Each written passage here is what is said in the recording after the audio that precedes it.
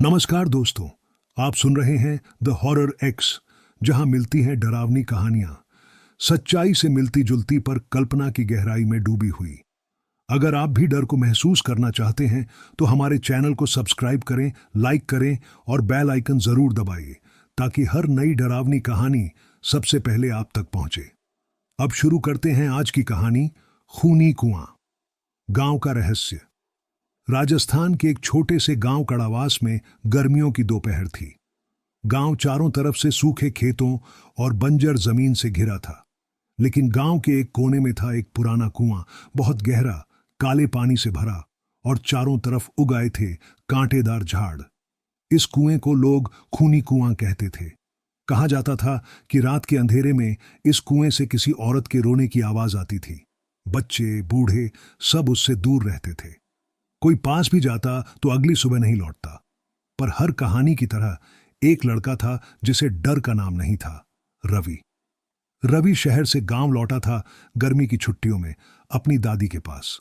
दादी हर रात उसे यही कहानी सुनाती थी, खूनी कुएं की, जिसके अंदर किसी समय एक शादी की रात मारी गई दुल्हन की आत्मा कैद है।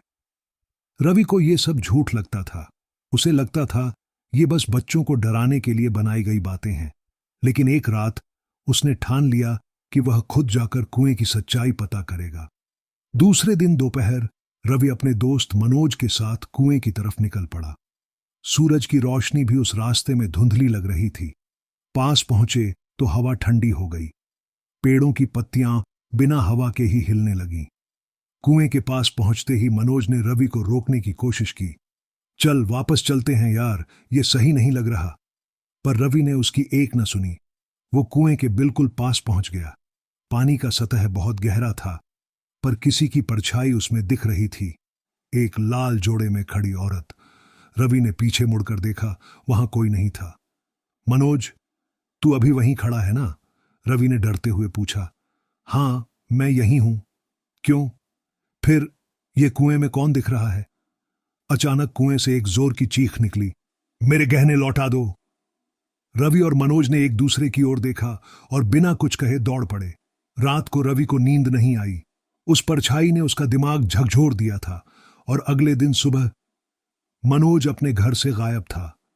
क्या हुआ मनोज के साथ? क्या वाकई उस कुएं में कोई आत्मा थी? मनोज की मां सुबह सुबह दरवाजा पीटती हुई रवि के घर पहुंची। रवि बेटा, तू तो मनोज के साथ था ना कल? वो अब तक घर नहीं आया, कहाँ है वो? रवि का चेहरा पीला पड़ गया। आंटी, हम बस कुएं तक गए थे, फिर मैं घर आ गया। क्या क्या कहा तूने? कुएं तक? तू जानता नहीं वो जगह कितनी मनहूस है। आंटी चीखने लगी। गांव के लोग जमा हो गए। सबने कुएं की तरफ दौड़ लगाई। पुलिस आई। खोजबीन शुरू हुई। कुएं में रस्सी डाली गई। कुछ घंटे तक कुछ न मिला, लेकिन फिर रस्सी के साथ ऊपर आया एक लाल रंग का रुमाल। मनोज की मां चिल्लाई, ये तो मनोज की जेब में था, मैं ही ने कल डाला था। लेकिन मनोज का कोई अता पता नहीं मिला। अगली रात रवि को नींद नहीं आई। खिड़की के बाहर अजीब सी आहटें आने लगीं, जैसे कोई उसे पुकार रहा हो। रवि, उसने झांक कर देखा। मनोज खड़ा था, लेकिन उसका चेहरा अजीब लग रहा था, सूजा हुआ, आंखें लाल और शरीर से कीचड़ टपक रहा था। मनोज, तू कहाँ था? रवि चिल्लाया। मनोज ने बस एक ही बात कही, मुझे उसने बुलाया था और अब वो तुझे बुला रही है। रवि घबरा गया। वो जैसे ही दरवाजा खोलने दौड़ा, मनोज गायब हो गया। दरवाजे के बाहर कीचड़ के निशान थे, कुएं की मिट्टी जैसी। अगली सुबह रवि ने यह सब दादी को बताया। दादी के चेहरे पर डर साफ दिख रहा था। रवि, अब बात बहुत बढ़ चुकी है।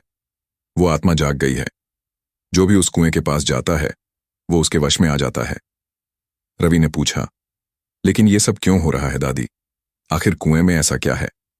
दादी ने धीमे स्वर में कहा, यह सब एक हत्या की कहानी है जो कुएं में दफन है। कौन मारा गया था? रवि ने पूछा। एक दुल्हन। उसकी शादी की रात उसकी ही सास ने उसे इस कुएं में फेंक दिया था, गहनों के लिए। और तभी से उसकी आत्मा उसी कुएं में भटक रही है। उसे चैन नहीं मिला। रवि चुप रहा, पर अंदर से वो तय कर चुका था, सच जानना है तो खुद उस कुएं में उतरना होगा। अब रवि खुद उतरेगा खूनी कुएं में, लेकिन क्या वो बाहर आ पाएगा? अगली रात रवि ने खुद को तैयार किया।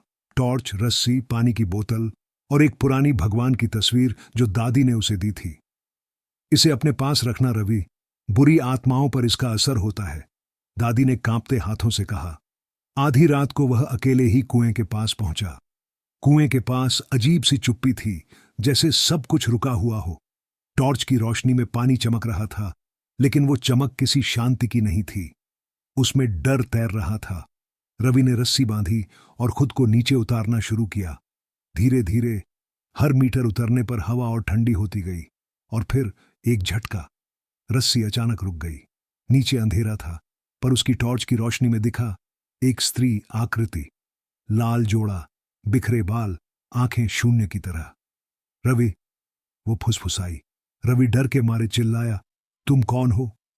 मुझे क्यों मारा गया? मेरी शादी की रात मैंने क्या गलती की थी? रवि कांप रहा था। उसने टॉर्च उस ओर फेंकी और वो आकृति गायब हो गई, पर तभी उसके कानों में आवाज गूंजी, अगर तुमने मेरी सच्चाई नहीं जानी तो अगला नंबर तुम्हारा है। कुएं के अंदर अचानक एक सुरंग जैसी दरार दिखाई दी, जैसे किसी जमाने में वहां कुछ छुपाया गया हो। रवि ने साहस करके उस रास्ते में टॉर्च डाली, और वहां उसे कुछ चमकता दिखा, सोने के गहने और एक कंकाल। साथ में एक पुराना खत पड़ा था। रवि ने उसे उठाया, पढ़ा, मैं सावित्री, इस गांव की बहू।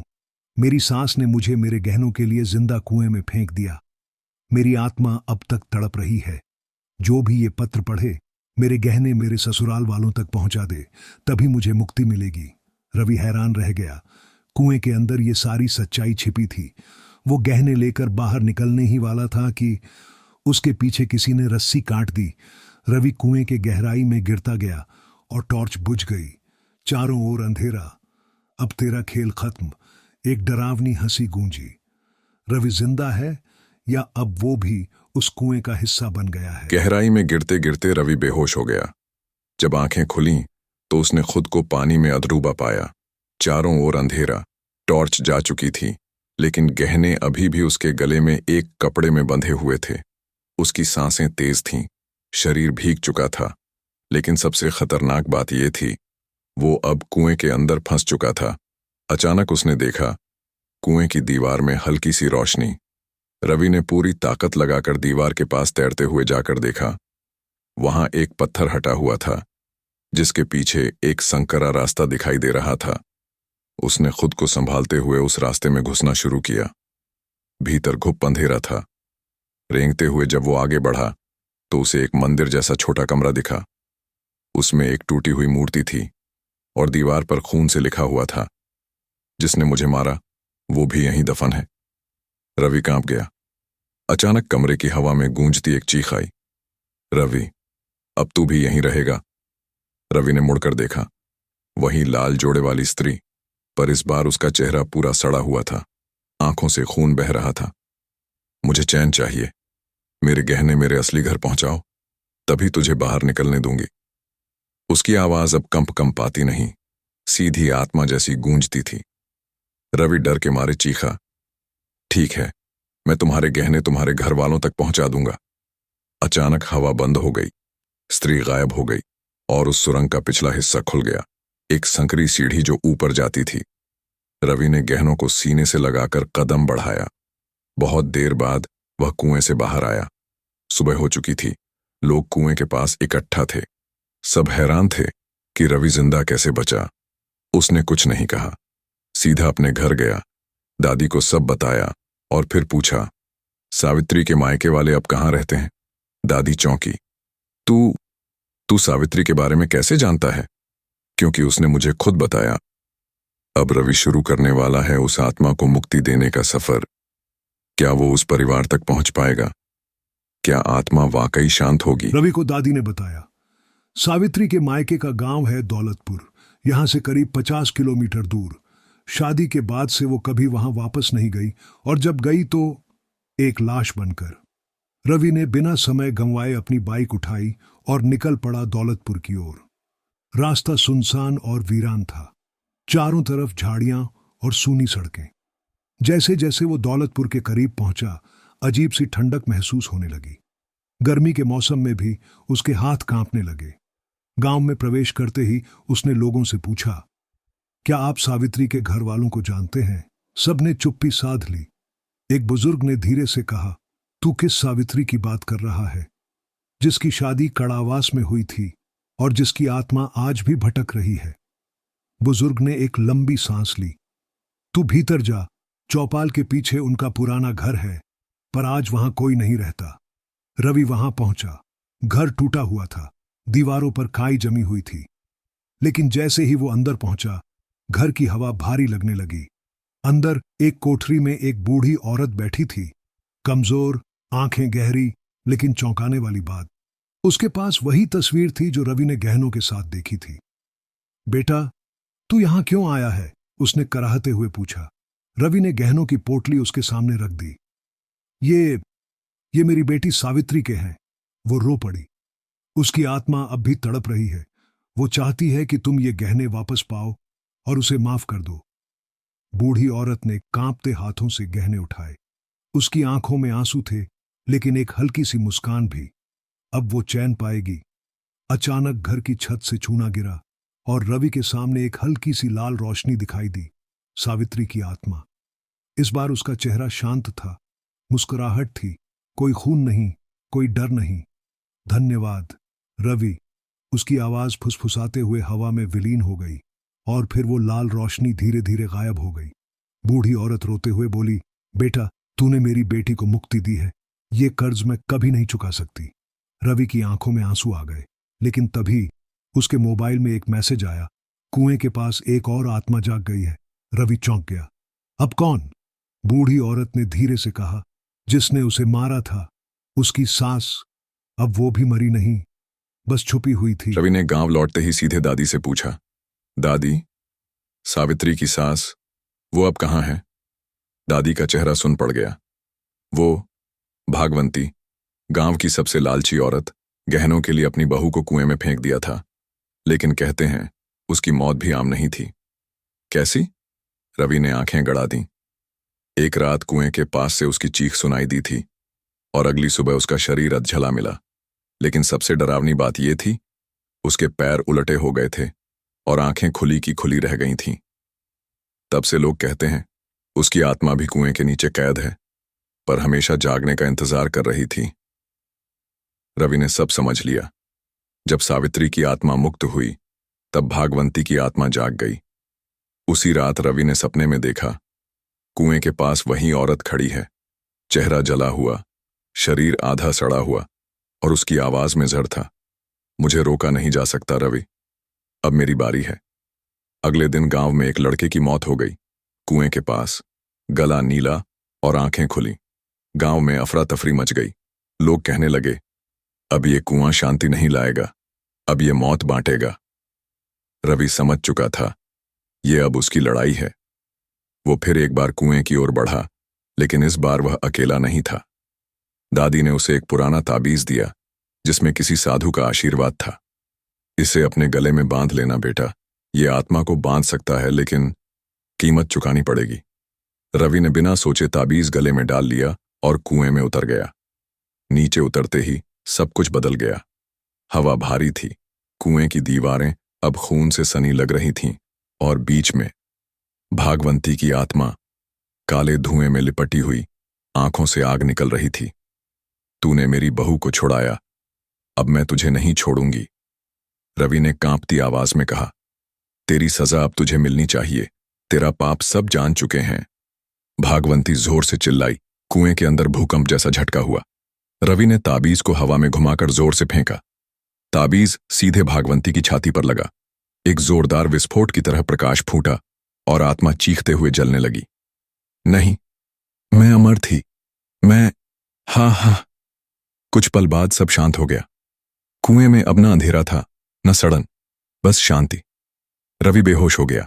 जब होश आया तो वह अस्पताल में था और गांव वाले उसके चारों ओर थे।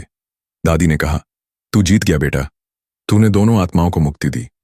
रवि ने आंखें बंद की, पर अब भी उसे लगा कोई कहीं दूर से उसे देख रहा है। रवि अब धीरे धीरे सामान्य जीवन में लौट रहा था। गांव में लोग उसे एक वीर की तरह देखने लगे थे, जिसने 2 पिशाच आत्माओं को हमेशा के लिए मिटा दिया। लेकिन रवि के दिल में अब भी एक सवाल रह गया था। जब भागवंती मरी थी तो उसका शरीर कहाँ गया? वो अजला शरीर जो कुएं के पास मिला था, उसका कोई सबूत नहीं बचा था। एक रात रवि फिर से उसी कुएं के पास गया, बस यह देखने के लिए कि सब कुछ सच में खत्म हुआ या नहीं। कुआं अब शांत लग रहा था, पानी भी साफ। परंतु जैसे ही उसने अपने हाथ से पानी को छुआ, उसके हाथ में एक टूटी हुई चूड़ी अटक गई, वही चूड़ी जो भागवंती की आत्मा ने पहनी थी। रवि ने वो चूड़ी जैसे ही जमीन पर फेंकी, आसमान में बिजली कड़की और एक बार फिर से उस कुएं से एक भारी सांस जैसी आवाज आई। कहानी खत्म नहीं हुई। रवि पीछे हटा, मगर अब वो डरता नहीं था। वो जानता था कभी कभी आत्माएं खत्म नहीं होती, बस कुंठित हो जाती हैं और फिर नए रूप में लौटती हैं। उसने चूड़ी को जलाया और एक आखिरी बार कुएं की ओर देखा। अब तू जो भी है, मैं तुझे फिर भी रोक लूंगा। फिर वह गांव छोड़कर शहर लौट गया, लेकिन उसके दिमाग में एक ही बात चलती रही।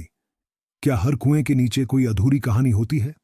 और इस तरह खत्म होती है कहानी खूनी कुआं। एक ऐसी रहस्यमयी यात्रा जिसमें आत्माएं, पाप मुक्ति और इंसानियत सब साथ चलते हैं। अगर आपको ये कहानी पसंद आई हो तो द हॉरर एक्स को जरूर सब्सक्राइब करें। हम इसी तरह की डरावनी, रहस्यमयी और सच्ची लगने वाली कहानियां आपके लिए लाते रहेंगे। द हॉरर एक्स, डर की वो आवाज जो आपके जहन से कभी नहीं जाती। अब बताइए, अगली कहानी किस विषय पर सुनना चाहेंगे?